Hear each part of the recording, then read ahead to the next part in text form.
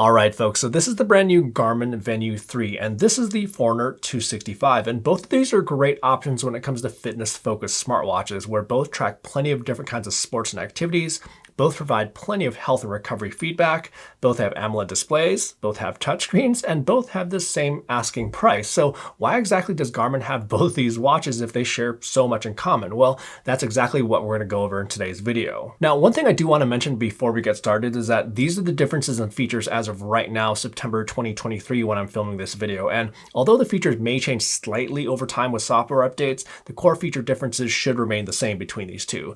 The only exception may be with some of the features that just came out with the Venu 3 that may eventually come to the 265, but we'll definitely talk about those in this video. Okay, so when it comes to these two watches, you can think of both of these as fitness-focused smartwatches, but one is going to be more smartwatch-focused and one's going to be more sports-focused. So on one hand, Garmin has their Venu series line of watches, and these are more smartwatch-focused with features like tighter integration with a smartphone, and they also have a bit more classic look to them.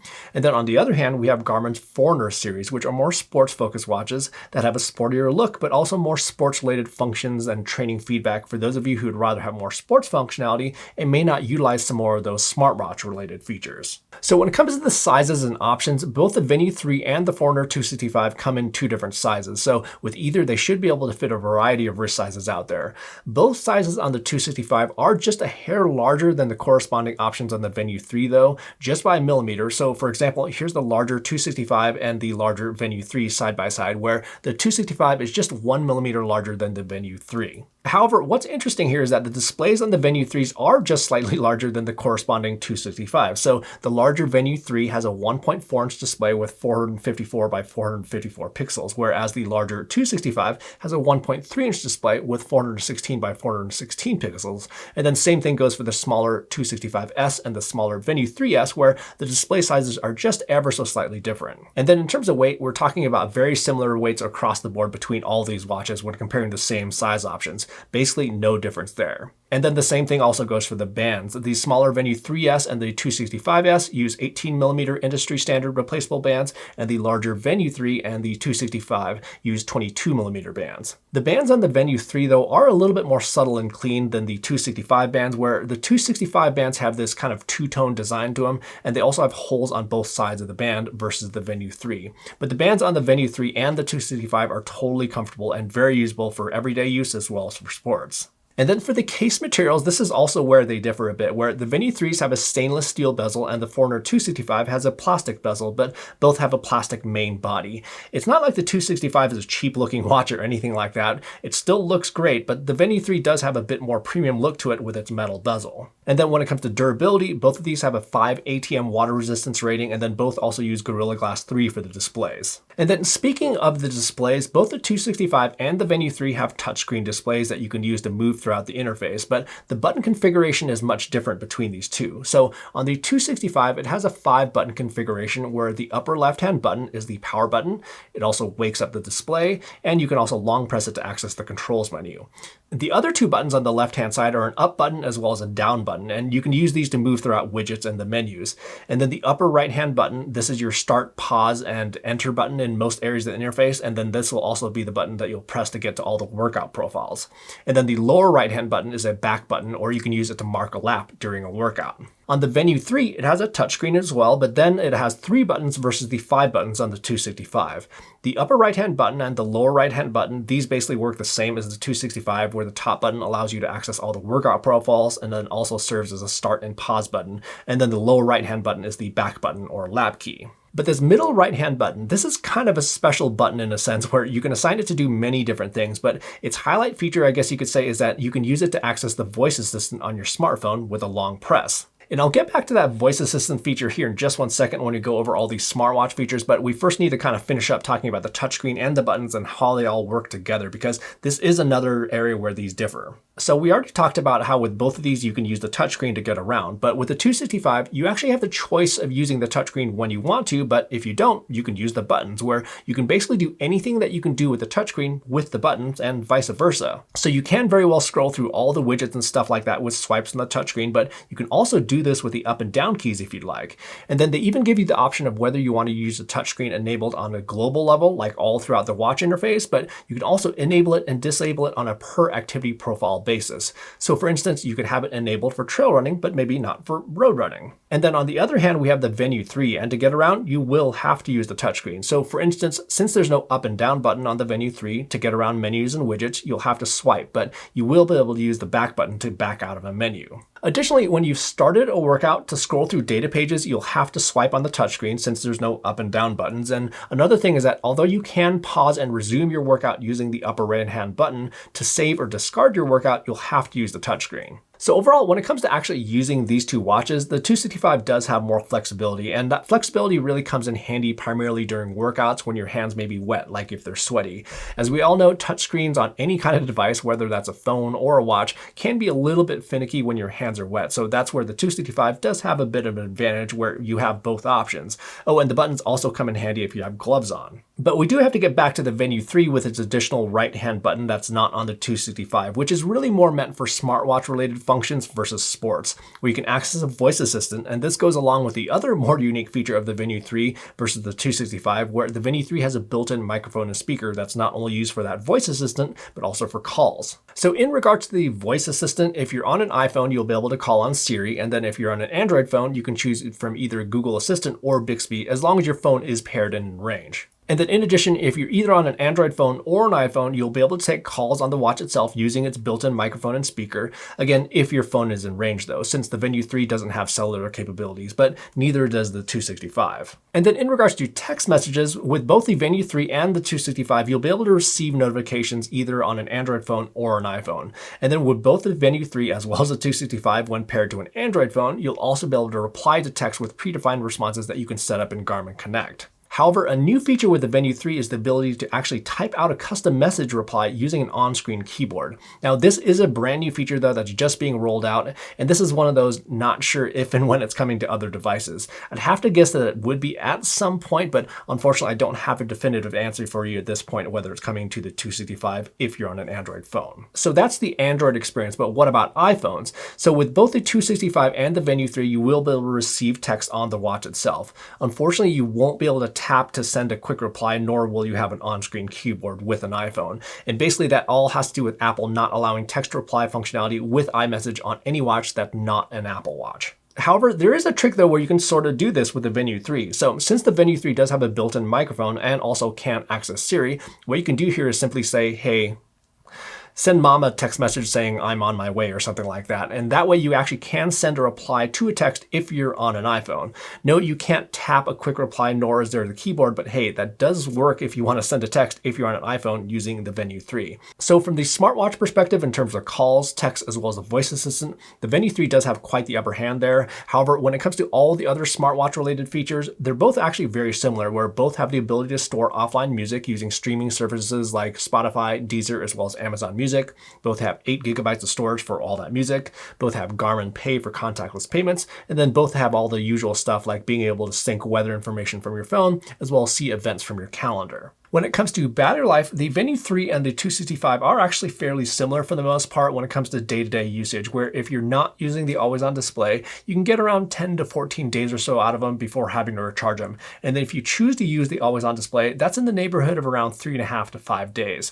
Battery life will be dependent on how many activities that you do though, as well as certain settings that you can enable or disable, such as the Pulse OX sensor. But now onto the health, fitness, and sports tracking side of things, and this is another area where they differ quite a bit, but they actually do share quite a lot in common, at least for the core features. So both of these can track your heart rate 24 hours a day, both have blood oxygen saturation level tracking, both can track your stress levels, both can track your respiration rate, both can track your steps, your floors climbed, your calories burned, and both can track your intensity minutes, which are basically the number of minutes that you're spending doing vigorous exercise during the week. And both can also track your body battery. And body battery is basically a gauge on your energy levels throughout the day based on your sleep, your rest periods, as well as your activities.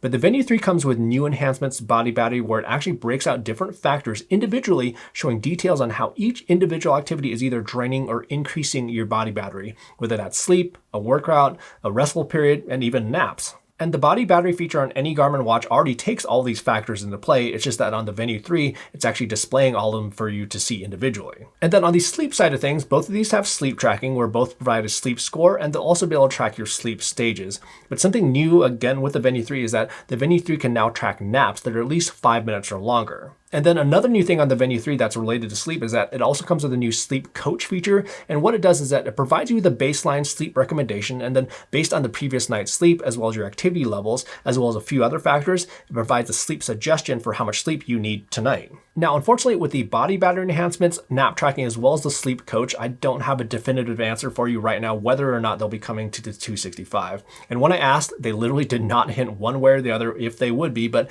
my guess is that some of them will, especially with the body battery enhancements since Garmin watches already take in all those factors. But I promise I will still keep on bugging them about it, and I'll have an update on Instagram or Threads or Twitter, yes, I still call it that, whenever I hear any news. And then both the Venu 3 as well as the 265 come with Garmin's morning report feature. So what this does is that it basically delivers you this report first thing in the morning when you wake up with the kind of information that you'd likely want to know, like your body battery, your sleep quality, HRV status, the weather, as well as any events that you have for the day. And then you can go ahead and customize what kind of information that you want to have displayed. However, one thing that both the 265 as well as the Venu 3 have is HRV status, or heart rate variability status. And to be honest, this was a surprise addition to the Venu 3. I really did not see this one coming. And then another thing they have on the Venu 3, which is similar to the 265, is a recovery time advisor. And this is basically a pretty straightforward metric where it's basically giving you a recommendation of how long it'll take to be fully recovered from previous training.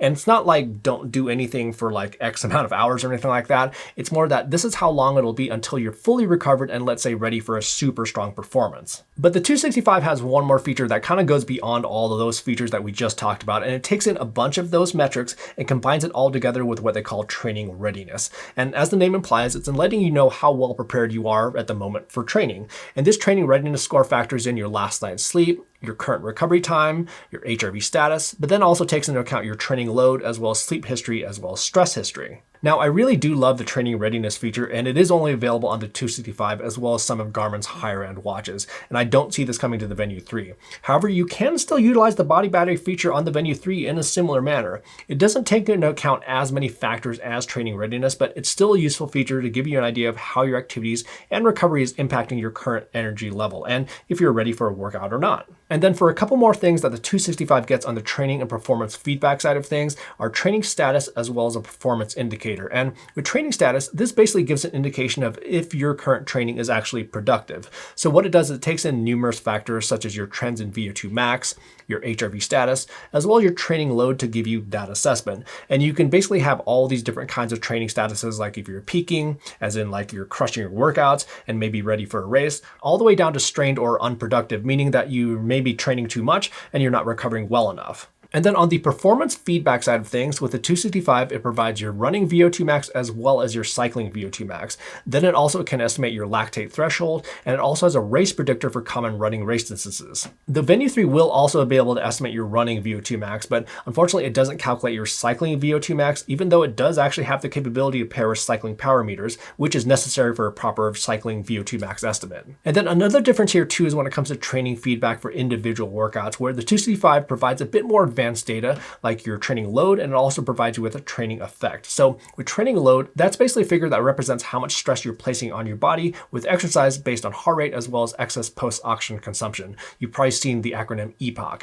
And then training effect is how much of that particular activity was impacting either aerobic or anaerobic fitness. The Venu 3, on the other hand, doesn't deliver that level of detail with its post-workout data, but it does come with a new feature that's a bit easier to understand where it gives you a workout benefit. So basically a bit more plain language way of spelling out what kind of workout it was and what kind of impact that particular kind of workout is having on your fitness. And this is one area that I do have a definitive answer for you here, where the new workout benefit feature is more for their Venu series line of watches. This feature isn't coming to the 265. And based on this, on the flip side, I wouldn't expect to see training load or training effect on their Venu series. And while we're on the topic of what kind of data that these watches can collect, there's going to be some differences with areas like running as well as cycling. So with the Venu 3, with running, it can collect all the stuff that you'd expect, like speed, distance, pace, cadence, as well as average stride length. On the 265 though, it can collect some more advanced running data beyond that, including ground contact time, as in how long your foot is staying on the ground, vertical oscillation, which is how much your body is moving upward with each stride, and then vertical ratio, which is the relationship between your vertical movement and your forward movement. And then the other thing that the 265 can collect for running is running power, which isn't available on the Venu 3. And I guess this is probably a really good time to talk about external sensors because it relates to what we were just talking about with the advanced running data. So both of these watches can pair to many kinds of external sensors, including cycling power meters, but the 265 has the ability to pair to a few more, basically Garmin's RD pod. It has extended display support with compatible Garmin Edge bike computers, and then it can also connect to control Garmin's action cameras of past. And then when it comes to Garmin's RD pod, this basically collects all those advanced running dynamics that we just talked about, but it also adds ground contact time balance between each foot. And another sensor that relates to this is Garmin's HRM Pro and HRM Pro Plus heart rate straps, which also collect similar data.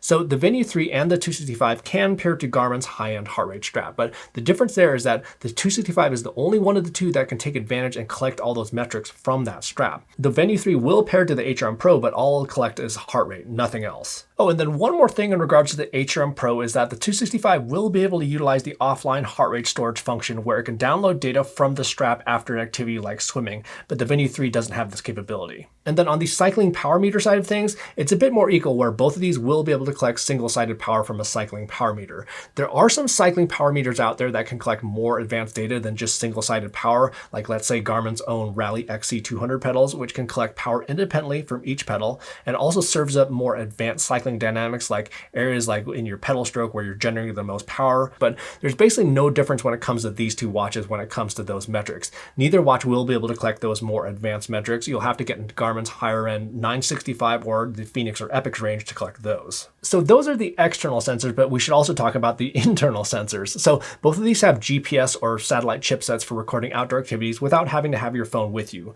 Both have altimeters for tracking elevation and elevation gain during your activity. Both have accelerometers, both have gyroscopes, both have compasses, both have heart rate sensors, and both have blood oxygen saturation sensors. But in the case of satellite chipsets as well as the heart rate sensors, there are some differences between these two as well. So on the Venu 3, it has what Garmin calls an all-systems GNSS chipset that can access 5 different satellite systems at one time. But with the 265, it has a slightly more advanced multi-band GNSS chipset. So both can access 5 different satellite systems at one time, but with the 265, it can actually access 2 different satellite frequencies at one time on top of the 5 different satellite systems. I hope that makes sense.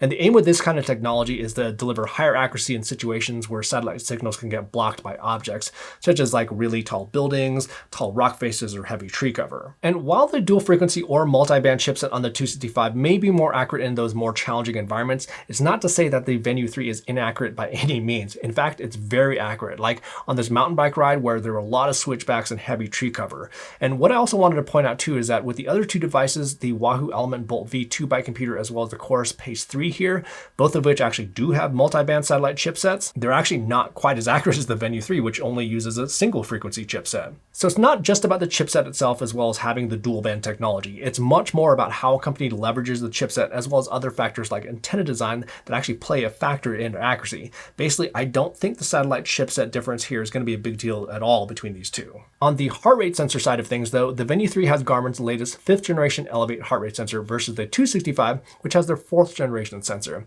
And in terms of accuracy, both of these should do just fine for most cardio-based activities like running, road biking, as well as indoor cycling.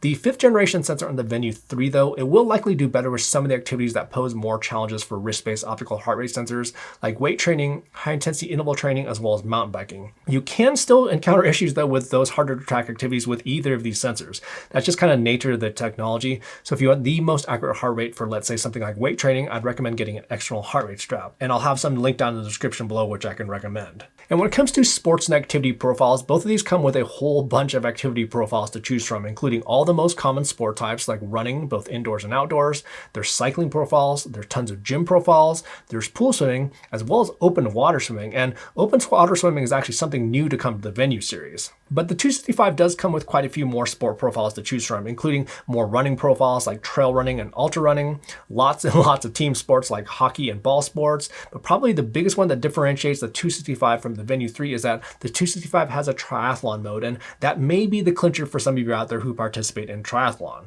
However, on the flip side, the Venu 3 has golf, which isn't found on the 265, and it also comes with Garmin's new meditation profile. Another difference with the activity profiles are data pages and data fields. So on the Venu 3, you can have up to 3 data pages with an additional dedicated heart rate data page. And on the 3 customizable data pages, you can have up to 4 data fields per page. On the 265 though, you can have around a dozen or more data pages here, and on each data page, you can have up to 6 data fields per page. Oh, and then one more slight difference between the Venu 3 and the 265 when it comes to activity profiles is that the 265 has a resume later function on workout profiles, where the Venu 3 lacks this feature. And what you can do here with resume later is that, let's say you're out on a long hike or something like that, and you want to stop for lunch. Well, on both watches, what you can do is just pause the activity by using the upper right-hand button, but the 265 gives you the ability to kind of pause it as well as allow you to exit out of the activity altogether. So your watch kind of returns to normal, I guess you could say. And then when you're done with lunch, you can just go ahead and pick up the activity and resume it. Oh, and then another feature that the 265 has that the Venu 3 does not is Garmin's Pace Pro feature. So what you can do here is you can build a pacing strategy for your run,